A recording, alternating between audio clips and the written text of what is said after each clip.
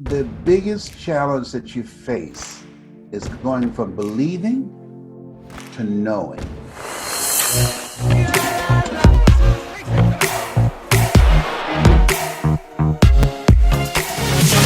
Les Brown is in the house, the School of Greatness, my friend who has been around for 75 years young, who you told me just before we got on here. You've been fighting cancer for 27 years. You've been widely known as one of the most inspirational, motivational speakers in the world, helping Fortune 500 companies to small business owners to everyone in between really tap into their greatness. You're an inspiration to myself and so many people. And you've got a book called You've Got to Be Hungry that's out right now that is doing incredibly well, and it's 20 years in the making. And I'm curious, we've been talking just before this, which we'll add in the interview, about racial injustice, which you've been a big proponent of speaking out against for many years, and your time working in Ohio in government, and your time working in radio as a speaker, as all these different areas of your life. But you've just been through a lot personally of challenges in your life. From, we have a similar story of growing up dyslexic with learning disabilities, with challenges in school. I remember the story you shared in our last interview in 2017 about, teachers just calling you dumb and things like this. I feel very connected to that story because of my experiences in school. And yet you've overcome so many challenges in your 75 young years. Can you share the biggest challenge you've had to overcome? The biggest challenge I had to overcome, and it's a continuous challenge, is allowing myself to see myself beyond my circumstances and mental conditioning, to live out of my imagination rather than my history. When you are raised in a culture that constantly demean you, marginalize you, and stifle your potential to move forward. I remember reading a quote by a guy named Richard Wright, who said, "The impulse to dream has been slowly beaten out of me through the experiences of life." So just imagine in 1963, when I graduated from high school, now that's a long time ago. My grandson said, "Grandpa, how old are you?" And I said, 75. He said, "You are old." In 1963, here's what the statistics were in 1963. That if you're an African American, you're the last hired and the first fired. If you're an African American, that a white college trained Black person has less of a chance of getting a job than a white high school dropout. That's in 1963. Wow. According to the Federal Reserve, that still exists. So just imagine when an African American graduates from college and in debt, that a white high school dropout today will earn more money, 3 times more money than that Black college graduate. 3 times more, all right? Why? Because of his paint job. I'll never forget, Louis, I saw an interview with Larry King, and this white supremacist was being interviewed. And he said, "Tell me, why do you hate Black people?" He said, "Because they're Black." So, and he said, "And?" He said, "And I'm white." So Larry said, "What did you have to do with that?" And this white supremacist said, "What?" He said, "What did you have to do with your being born white?" And he didn't have an answer. He just got quiet. And Larry, in that question, that strategic question, it created an aha moment, hopefully, for that young man. I saw this video yesterday. This lady said, "I've got grandchildren. I hate y'all, and I'm teaching my grandchildren to hate you too." Wow. Yes, and I'll never forget when I was on a bus coming back from Miami Beach with my mother, and they had signs on Miami Beach that said, "Jews, dogs, and coloreds not allowed." And so I asked my mother, I said, Mama, why do they hate us so much? And she said, Leslie, I don't know, but don't you ever be like them. Don't you ever be like them. God is love. And he who dwelleth in love dwelleth in God and God in them. You love people regardless of how they treat you. That grabbed me because when she could have very easily, because of experiences that she'd had, that taught me to be hateful, because hatred is taught. It's people not born with that. And a little boy asked me, a second grader, what do you mean by you got to be hungry? I said, the greatness within to win. I said, when the average person start out in life, they don't realize the odds are stacked against them. And you have got to call on everything in you to get ahead. I said, how old are you? He said, 7. I said, when I was 5 years old, I was downtown Miami, and it was like 95 degrees. And I ran to a water fountain. I was with my mother. The neighbor said, Mamie, we can watch the other 6, but you're going to have to take Leslie with you because he's a little touched in the head. So they didn't want to keep me. So I let my mother's dress go. We went downtown with her. We would hold her dress because she would walk real fast. And I ran up to this water fountain, Louis, and I started drinking water from it. And my mother said, don't you ever do that again. Grabbed me by the neck. And I talk about this in the book. And she started punching me and in the face and the head. And I was shocked. I said, Mama, she had this crazed look in her eyes. I said, it's me. It's me, Mama. And all of a sudden, a white police officer came by and he said, okay, he had a billy club in his hand. You can stop beating that little boy now. I won't have to beat him. And he looked at me as I was crying and just laughed. Wow. As he walked away. And my mother, she grabbed me and I was crying and she said, Leslie, I'm so sorry. But when I saw the redness in his face and how he had his billy club out and he was coming to beat you with it, she said, I had to do something to distract him. She said, because had he hit you with that billy club, he would have had to kill me. Oh and my I'd gosh. left you and your brothers and sisters to fend for yourselves. You have no relatives. And at that moment, 5, I knew that there was 2 worlds. I was in a world where I was limited, where I could, what water fountain I could drink from. When we got on the bus, there would be seats up front, and there would be a yellow line, and there were standing room in the back where Black people were seated. And Mama would say, keep moving. I said, Mama, there are seats up here. Did you hear me say, keep moving, keep moving? So when you are in that kind of environment where you are judged based upon nothing other than the color of your skin, that's very humiliating. I had another experience that that really tilted the scale for me being the person that I am. And because I love my mother, I'm a mama's boy.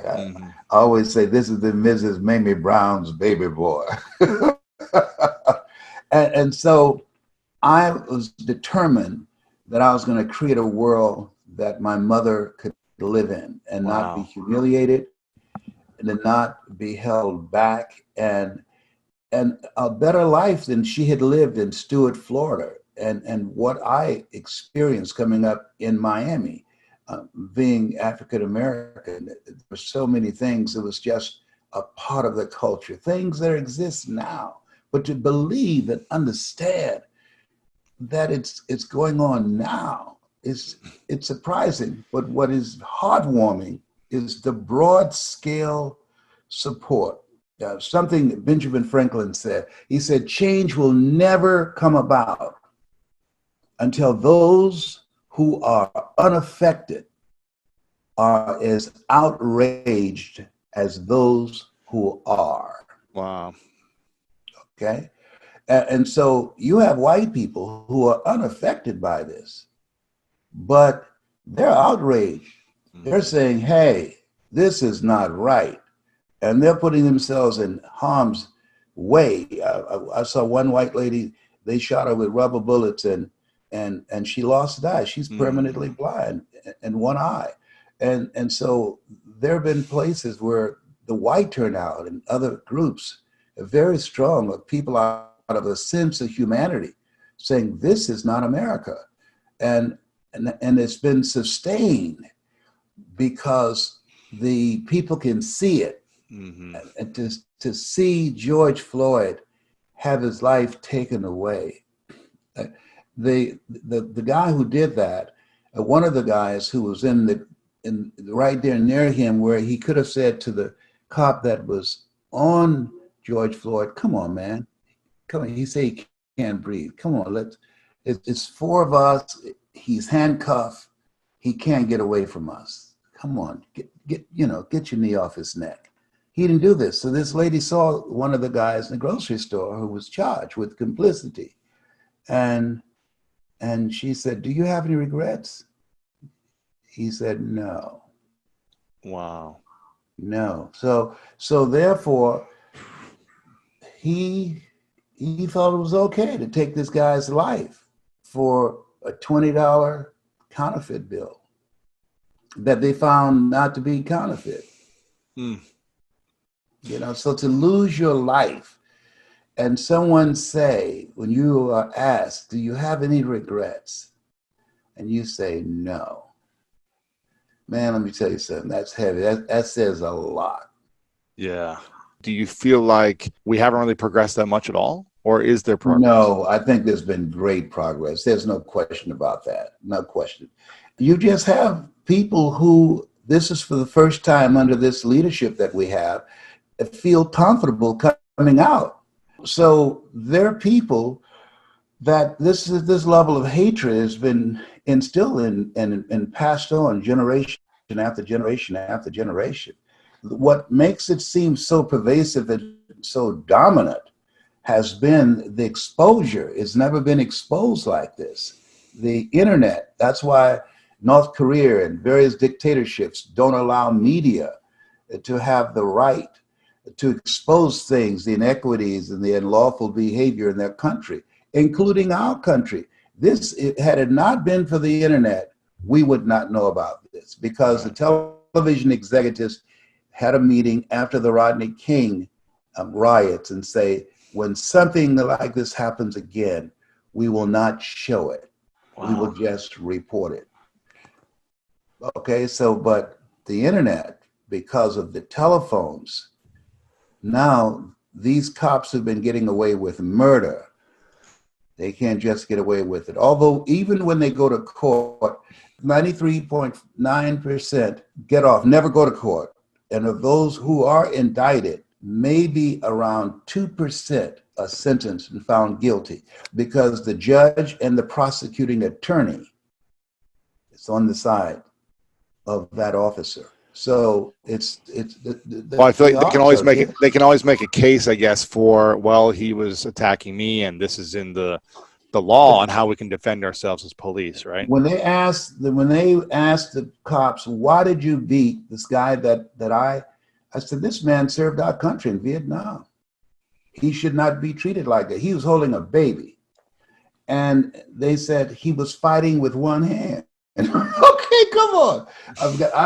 When I was on the air, and this is in the 80s, I editorialized against police brutality and deadly use of force.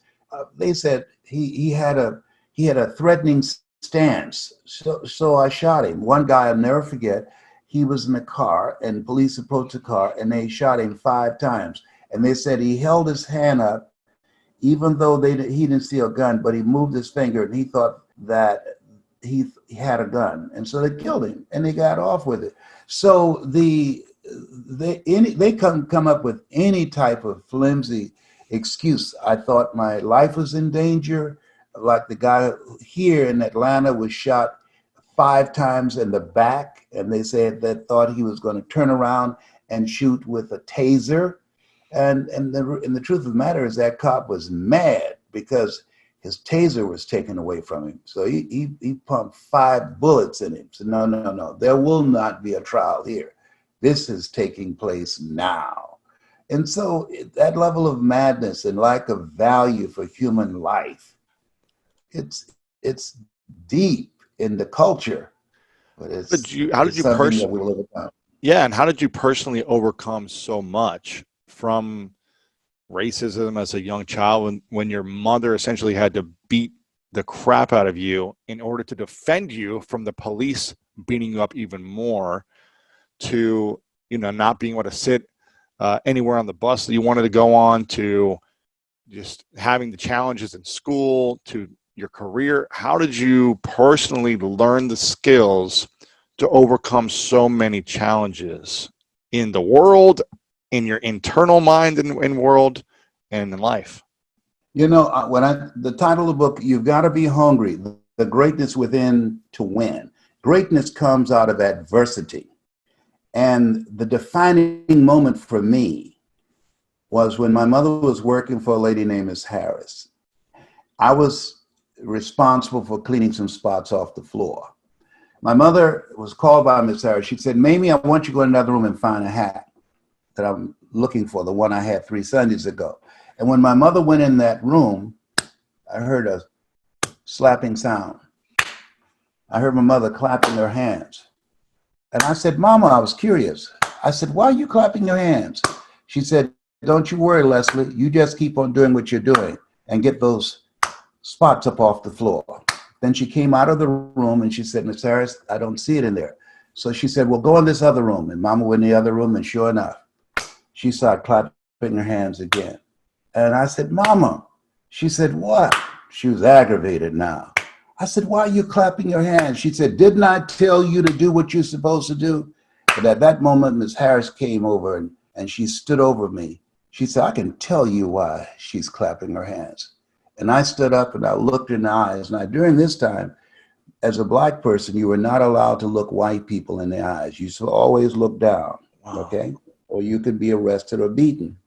So I looked her in the eyes, and she said, the reason that I have your mother clapping her hands, when I have colored people working for me and I can't see them when they go in another room, I make them clap their hands to make sure they're not stealing. Oh my goodness. I said, ma'am, I said, Miss Harris, let me tell you something. My mother does not steal. When she talk about you and your family, she say, I work for Miss Harris, and she talk about our children, and she knows all your children's names and their birthday. My mother is an honest person. She'll never steal from you or anybody. And she was so shocked. And she just looked at me, and she just turned and walked out of the room.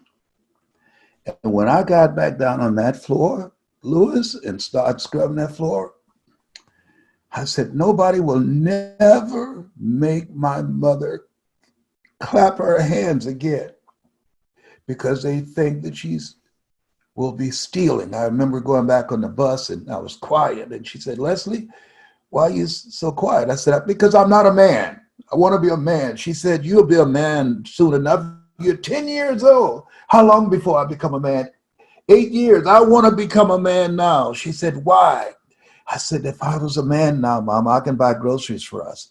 Listen, Mama, and we won't have to wait till the people you work for eat and then give us leftovers. If I was a man now, I would not have to wait until somebody's worn clothes for a year and we wear their hand-me-down clothes. And if I was a man now, nobody will ever make you clap your hands because they think that you're stealing. She said, Miss Harris told you that, didn't she? I said, yes, ma'am. That's why I want to be a man now. And she just got quiet. She said, Leslie, don't worry about it. Just be a good boy. Be a good boy. And I said, I will, Mama, but I'm going to take care of you. You'll never have to work again when I turn 18. When I turned 18, I took care of my mother until she passed at 89. She never paid another bill. I worked. Yeah, that tilted the scales. That experience, that moment. Yes, that to make her, she was such a wonderful person, only had a third grade education. And I always say I'm on programs, I said, because of two women. One gave me life, the other one gave me love. God took me out of my biological mother's womb and placed me in the heart of my adopted mother. So she was quite a woman. Yes, she was. I'm a mama's boy, as you can detect. Yeah. What do you think has been the greatest skill you've developed over the years? Is it the ability to overcome adversity? Is it the ability to use your words? What is that skill you think that you possess has given you so much greatness? I think it's a combination of both. One, mental resolve. I think that everybody needs that, because when you have goals and dreams, there will be resistance. An airplane cannot fly without the resistance of air. Walt Disney filed bankruptcy 7 times and had 2 nervous breakdowns. That when you have goals and dreams, the book of life says, think it not strange that you face the fiery furnaces of this world. You will, not you might, you will have tribulations. So the ability, when you are faced with something, and it's new territory, when they said you have cancer, those are 3 words no one ever want to hear. And the oncologist, Dr. Alfred Goldson, who was an unusual personality, he said, you have cancer and it's metastasized to 7 areas of your body, including your spinal cord. Oh. I said, can you give me a second opinion? He said, yeah, and you're ugly too. I know you didn't just call me ugly. He said, yes, I did. You ugly as hell. And then, we both were laughing. He said, but you got this. We determine the diagnosis. God and you determines the prognosis. You and God determine that. You got this. What I learned from that enhanced my speaking. When you laugh, the mind shuts down and the heart opens up. I left there with a confident feeling in my heart. I got this. When he spoke it, I felt it at this cellular level. I did not leave there feeling fear. He was so good with making you feel comfortable with whatever you're dealing with, that you are not in denial, you just are defiant. And so when your show, which has changed millions of people's lives, people you never meet, what it does is distract, dispute, and inspire. How we live our lives is a result of the story we believe about ourselves. What you do is distract them from what psychologists call their self-explanatory style. And through the process of your own example, your own vision of yourself, the guests that you have, the interviews that you have, you dismantle their current belief system. Be ye not conformed to this world, be transformed by the renewing of your mind. You are renewing minds, expanding their vision beyond their indoctrination and mental conditioning. And you ignite their spirit where they decide to create a new chapter in their lives. That's what you do as a speaker and as a host. And people who watch and listen to your program right now in America, before the coronavirus, suicide rate increased by 39%. And children between 5 and 11, it has tripled. How do you decide at 5 to take your life? And now it is soaring, the suicide rate.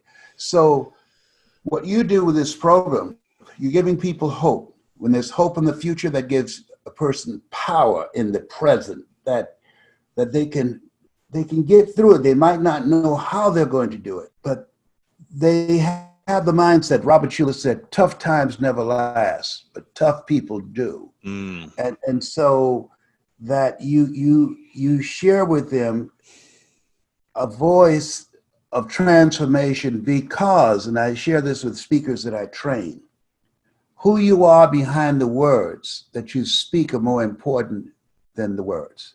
Because had you not gone through what you have gone through and experienced, you would not be able to speak from a place of power.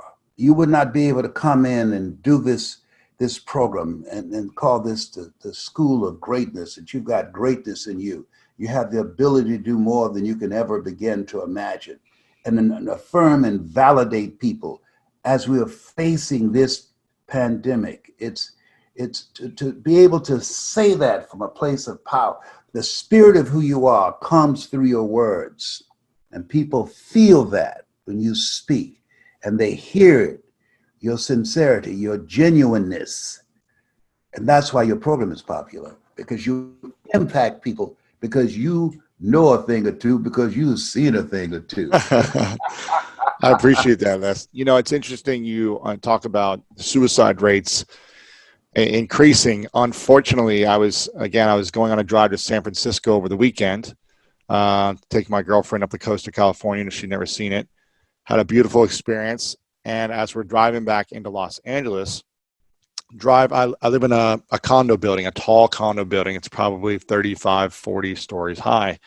And as we pull into the building, I'm about to park, I see police with a yellow tape and a white tent, and over the kind of driving area. And I remember just thinking to myself, there's no way someone jumped off this building. There's no way someone did this. And I asked right away, I go, tell me someone did not jump. And the guy looked at me and he just said, yeah, a couple hours ago. And I go, you're kidding me. And I later found out it was reported in the news. This was yesterday. Yesterday.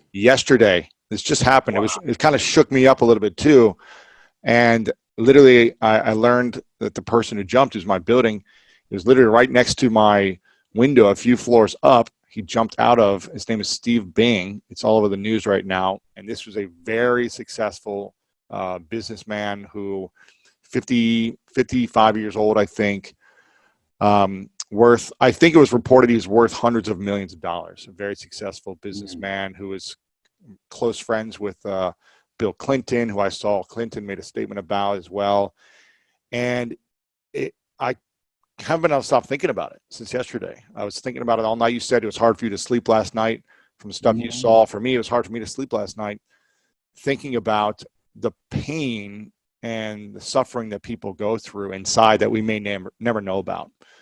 And, you know, I was trying to rationalize, like, why would this happen? Was it drugs? Was it depression? Was it like, I can't reason sometimes why this happens to someone who you think it would never happen to, or someone who had all the things on the outside that seemed to be successful, but for whatever reason, I don't know.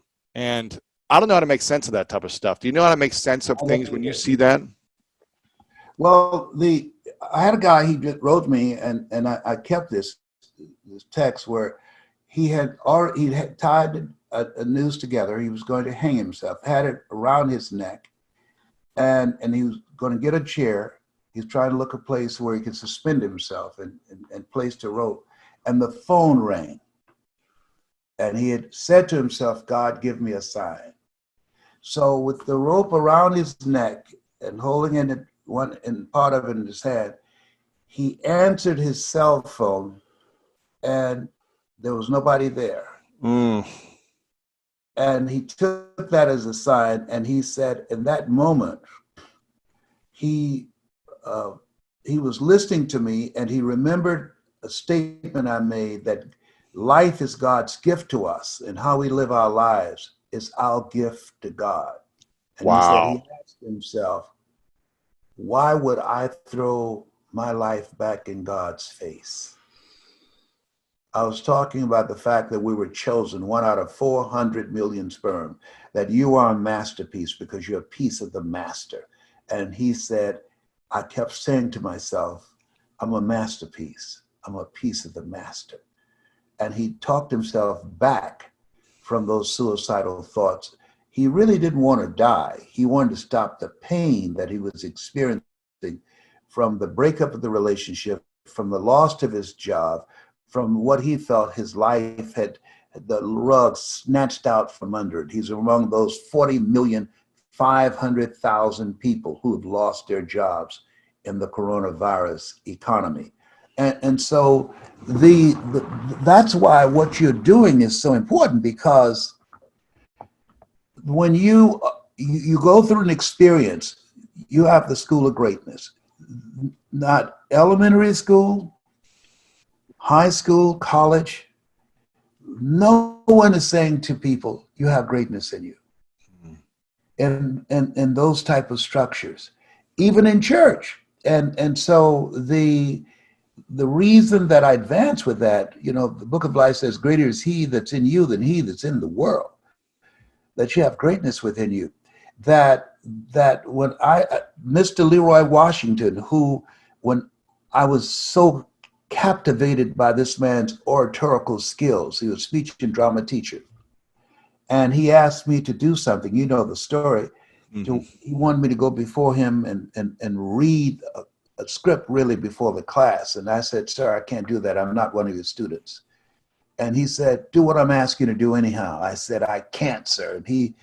And the other students started laughing, saying, he's Leslie. He's got a twin brother, Wesley. Wesley is smart. He's DT. And he asked, what's DT? He's the dumb twin. And I said, I am, sir. And he said, don't you ever say that again. Someone's opinion of you does not have to become your reality. And he did that. I was startled because my mother said, sticks and stones can break your bones, but words can never hurt you. But words can hurt you, and very deeply. And when he said that, someone's opinion of you does not have to become your reality. I remember going to my next class, and between classes, I kept saying that to myself. Someone's opinion of you does not have to become your reality. As I was going home, at what they think about me, I don't have to be that.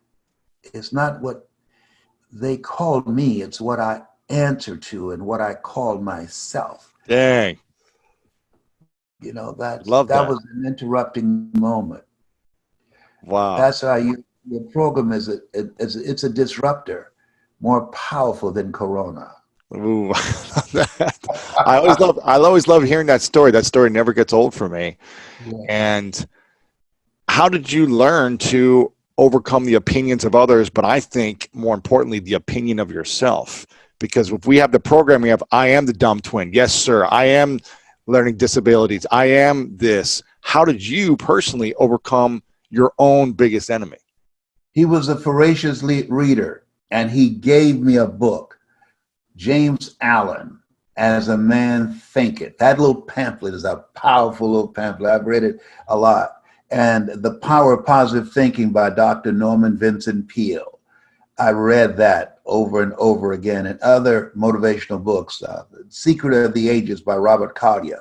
And so reading those, he said, if you want to become successful, number one, develop your mind. And he was a fan of Earl Nightingale, that you don't get in life what you want, you get in life what you are. The strangest secret in the world. I've listened to that so many times, I've wore it out. And then the other thing he said, develop your mind. Next thing he said, practice OQP, only quality people. Surround yourself with people that you can learn from, people that have more than you, people that will help you to grow mentally and emotionally and financially and spiritually. And the next thing he said, which is the master key to opening up new worlds for you, is your ability to communicate. Because once you open your mouth, you tell the world who you are. And I believed him, and I followed that.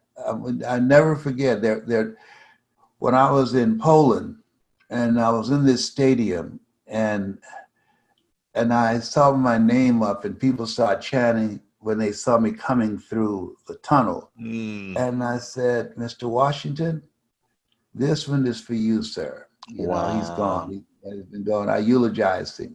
I said, I'm going to make you proud today, because it was my first time speaking in Poland, you know. And so, but I so admired him. I've never known my father or birth mother, but that the ability to connect with people that are strangers to you and can create a shift in their lives and how they see themselves, to have that sacred opportunity to share your story and distract, dispute, and inspire them to realize, as the play Lion King, Simba, you're more than that which you have become. That's what you do every day, up in here. I remember last time we talked, you said you wanted to really leave a legacy by teaching other people how to speak and communicate better. And you were creating a select smaller group, I think. I think it was either Yeah. 50 or 100 people that you wanted to train and speak. Are you still doing that? Because I had a friend who was going through the program with you or hired you, my buddy Judd. So I didn't know Judd, if, oh, I know Judd. That's my yeah, dude. That's my yeah, brother from another mother. Let the record exactly. show. Yes, man, from Australia. Yeah. Yes, I'm training, but I've had to increase that number. I do intense one-on-one training, but I'm selective about working with a lot of people right now. Mm, But we do it virtually now. I can do it more virtually yeah. because you don't want, I'm 75. So I cannot afford with underlying issues of diabetes and cancer and 75. If you show up at the hospital, they'll push you in a coat over there and say, no, you're about to leave here anyhow. So we're not going to waste any medicine on you. Wow. so, so I stayed out of hospital. I'll tell you how bad it is, Louis. I'm upstairs by myself, right? I sneezed. And man, I broke out and I started running downstairs. I said, wait a minute. That was my sneeze. So I came back upstairs and I still started spraying the Lysol. I called my daughter. I said, I think I'm having a meltdown. I want to go out the house. She said, no, you can't go anywhere other than Walgreens and Publix, and we will drive you there. You don't need to be behind the wheel. I said, Wow. I'm not that old, so I'm being very, very disciplined and keeping myself out of harm's Well, that's way good. and That's good. keep my mask, That's good. doing all the stuff that we need to do. Yeah. Common sense. What do you think has been the biggest challenge you've had to overcome, let's say, since your 30s or 40s? Because the first part of your life was a lot of learning to overcome the mental challenges, the self-talk, the believing in yourself, that type of challenge, I would say, which got you to a level of success and accomplishment and speaking in front of hundreds. I remember seeing a video on YouTube of you in front of like 100-something thousand people running around on stage saying you've got to be hungry, which is one of the most famous talks of all time, probably. What would you say is the biggest challenge you've had to overcome since you're 30 or 40 in the last 40 or 50 years? Is there different types of doubts, different types of challenges once you've kind of mastered a certain level of success? The biggest challenge that you face is going from believing to knowing. That's the place that you go to. I went into the Georgia Dome. I did not believe I could command an audience of 80,000 people. Mike Williams, my mentor, who wrote the book called The Road to Your Best Stuff, he was there with me. He said, Brownie, and I said, yes. And he saw my hands trembling. He said, look at me, Brownie. I said, yes. He said, you can do this. And when he said that, I knew it. And I said, thank you, Mike. And they gave me the microphone. That's the last thing I remember. I don't remember giving this speech, but here's what I knew. I can do this. He said, speak from your heart. And I was working with a young man the other day, an incredible voice. And he had memorized his script. And I said, I want you to give me this again. And I want you to know you can do this. You don't need this script. We're talking about your life. And I want you to speak from this place of knowing. And his whole countenance changed. And he gave it from his heart. And it was not the training he had got. It was very mechanical. The Dale Carnegie course, which is a great course, that tell them what you're going to tell them, and then tell them what you told them. Yeah. And I said, what I learned in no. Toastmasters also, yeah. Yeah, and I said, no. Mike Williams taught me, my mentor, Brownie, never let what you want to say get in the way of what your audience wants to hear. Conduct communications intelligence. Find out who they are. And then speak to that. Find their sweet spot and focus on that. And so I asked him some key questions about his life. find out about his character and how he came to be the person that he is now. And Martin Seligman, in the book called Learned Optimism, he said between the ages of 0 and 5, we develop permanent personality characteristics. And there's a voice in our heart that says yes or it says no. And there are behaviors that follow us for the rest of our lives. And what came up for him, his father was a very kind guy and a very strong man, military man. He loved him, but he didn't, the father didn't know how to show the love. I said, he did the best that he knew how. And so I said, I want you to find the good. Let's focus on the good of what that experience was like. This man who's very regimented, very structured. Tell me some good things that you remember. And first he was very tense. And then he started thinking about it. His body relaxed. He said, my father, he could fix a real good hot water cornbread. I said, is that right? I said, my mother could make a good sweet potato pie so good you can't eat it with your shoes on. You have to kick your shoes off so you can wiggle your toes. That's what my father's cornbread was like. And I got a whole different personality out of him, that other part of his personality, without a script. And I said, I want you to speak from that place of love. Let's work from that place.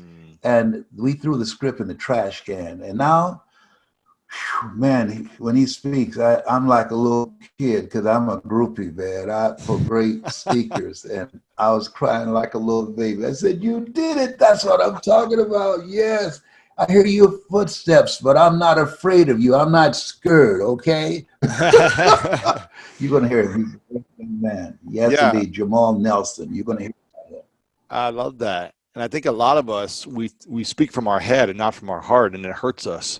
Yes. It disconnects us to other people's hearts when we're speaking from the mind only, as opposed to connecting heart to heart emotionally, whether it's from 1 to 1 or 1 to 80,000. And I think that's one of the things you do so beautifully, and you continue to show me on this interview, is just connecting to my heart and connecting to millions of people listening through story, through taking us back, through putting us in the place. I can see myself as a little boy next to you with the police officer on his horse with the billy club. I can see that image as if I was there, and to create that connection makes it real from the heart. So you're a master at this. I got to do a one-on-one session with you someday. I'm gonna make that happen. So I'm gonna reach out to you after this. I love your story. I've done a lot of research on you.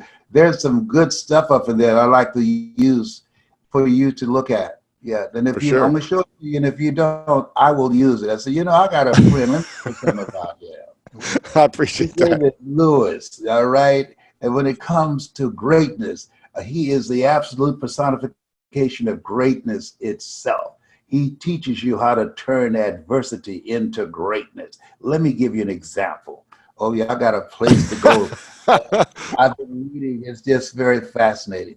I appreciate that, Les. Yeah, we've got to have to, once Corona's over, hopefully we can say hi in person and make it happen, whether it be in LA or if I got to come to Atlanta, we'll make it happen there. You've got this book called You've Got to Be Hungry. Why did it take you so long to finally put this book out? And what should we know about it? I want everyone to get this book.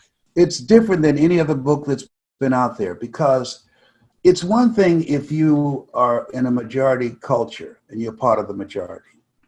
I sent a letter to Gunther Ranker, and they sponsored the infomercial for Tony Robbins. And they sent me back a letter saying, we acknowledge, we receive your requests for a partnership to do an infomercial, but you're Black. And we don't believe that America is ready for a Black speaker. So I sent them back a letter saying, thank you for reminding me that I'm Black. I never would have known that if you hadn't told me. Thank you for reminding me of rejection. He got the complexion of connections. So I said, I'll see you from the top. But that was a good thing, because it brought something out of me that says, my destiny is not in your hands. I'm going to find a way to win. People that are manifesting their greatness, they find a way to win. They are, no matter what people. They're like a Walter P. Price Chrysler. Chrysler fell 49 times in the automobile industry. They find a way to win. I remember when Muhammad Ali was knocked down the first time by Joe Frazier, and Howard Cosell asked him, "Why did you jump up so quickly?" And Muhammad Ali said, "I looked around and saw where I was," and he said, "A canvas is no place for a champion." He said, and I jumped back up. And so when you have living your life from a place of knowing that there is something in me that I strongly believe there's a dimension about us that very few people reach for. And I think that's the greatness, and that most people become discouraged when their athletic careers have been cut short and they felt that was the only slot for them in life, and they find someplace else that they will show up and say, "I'm going to take a stand here. I'm going to make a difference in people's lives. I'm going to let people know that just because things stopped over here does not mean that you don't have something of value and power over here in this area here." And so you reinvented yourself. And so that life will give us all type of stuff to overcome. You take a person's eyesight, then you have a Ray Charles or a Stevie Wonder. So life will always challenge us. I have this quote I love that said, "In life, you will always be faced with a series of God-ordained opportunities, brilliantly disguised as problems and challenges." And so I think that those of us that have been picked out to be picked on, that the greatness has been recognized in us, and that we, as a result of that, we release what Elizabeth Browning called the imprisoned splendor. We rise to the occasion when others fold, when others buckle and run with their tails between their legs. And it brings something out of you that would not give birth had it not been for that adversity. Oh, man. Can you just keep talking for the next 5 hours? I can listen to you all day, my man. I appreciate it. I can listen to you all day, Les. Thank you. I want people to get this book, and I don't know if there's. It will teach them how to overcome adversity. I've gone through so much. I'm gonna share this with you. I went through an experience with opiates. The challenging part for me was not going cold turkey to get off it, but my kids. I never forget. I was in the hospital for 9 days and I didn't know it, and I didn't even know how I got there. And so when my second oldest son, Patrick, was driving me to my youngest daughter's house, and I saw these cars, I said, "What are these cars doing here?" He said, "You sit and you get inside." So I came in and I saw Mike Williams, Mike, who's been my mentor for 51 years, and my other kids, and two people that I didn't recognize. And I said, "Wait, is this an intervention?" He said, "Yes." I said, "Who is it for?" He said, "For you." Me, I'm the intervention king. "No, Dad, you've been in the hospital for 9 days. 9 days? No." And then he said, "Yes, you're unconscious." "Why?" "We don't know. We were just called and said you're at University Hospital." And then I went to each one of them. I said, "Look at me. I taught you not to smoke, not to drink, not to do drugs. Do you think I would misrepresent you as your father and do something so stupid?"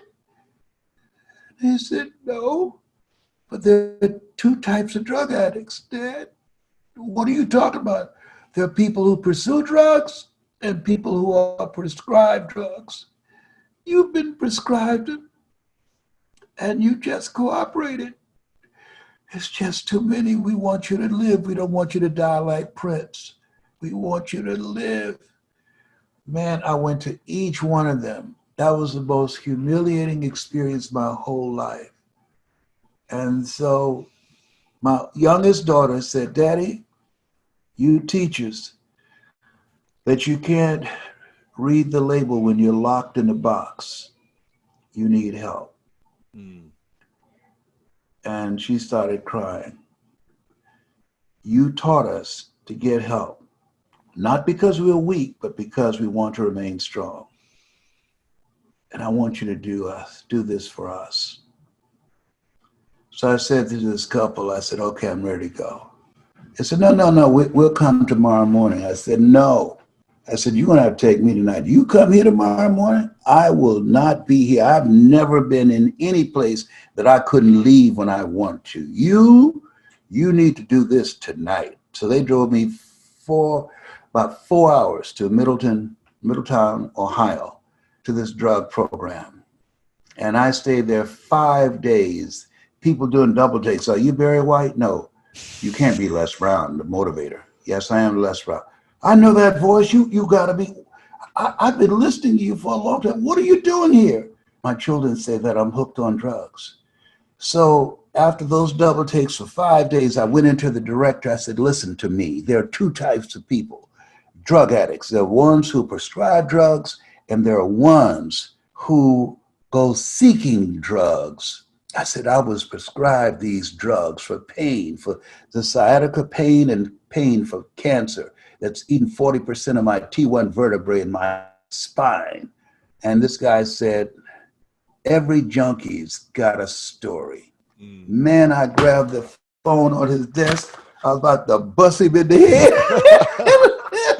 And this lady who is his administrative assistant, she said, Mr. Brown, please. I've been listening to you since I was a little girl. And she's crying. She said, trouble is easy to get into and hard to get out of. Please don't hit this man with this telephone. Wow. I was about to buzz him in. He called me a junkie. I called my son and said, you better come get me or I'm walking away from here.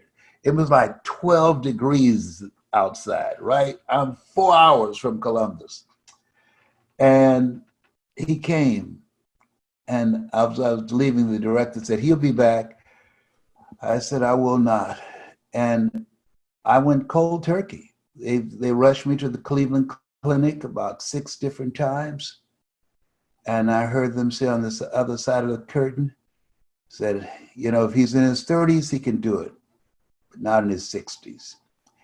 And that night, I prayed to Mamie Brown, my adopted mother, and my birth mother. I said, I don't know your name. You gave birth to me, but I need the two of you to get together and help me have the strength to get through this. They want to give me a drug called Suboxone, and it's addictive. First time, shame on them. They prescribed these drugs to me, and I'm addicted. Now they're going to give me a drug that's addictive. And they say it's harder to get off, but at least I just be on one addictive drug. I said, I can't knowingly take something that's addictive. The other ones I didn't know, but this I cannot make myself do it. Man, I passed out. I had these dry heaves. I was taken there 6 different times, unconscious. The night I prayed to both my mothers, I said, I need your help. Please help me, because I'm not going to do this.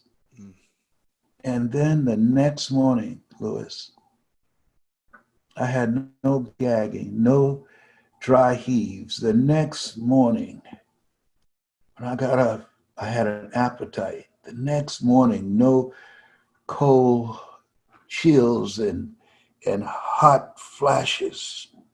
The next morning, I got my strength back, and I knew I was on the other side of it. And I said to them, both of them, thank you so much. Thank you for getting me through this experience. Y'all can rest now, because I ain't going to be I won't even take an aspirin. When they prescribe something for me in Cancer Centers of America, I ask them, what's in this? Is it addictive? Do you have non-addicted pain medication? We do. Why didn't you prescribe that to me? You really want to know? Yes, I do. The addicted ones are more expensive. Pills Wow. pay the bills, Mr. Brown. Pills pay the bills. I'm Wow. sorry. I said, I am too, and I'm so glad that I'm not the young man that I used to be, because I'd have tore this office up with you. Let me tell you I something. hit you over the head, yeah. It's about to make me lose my mind.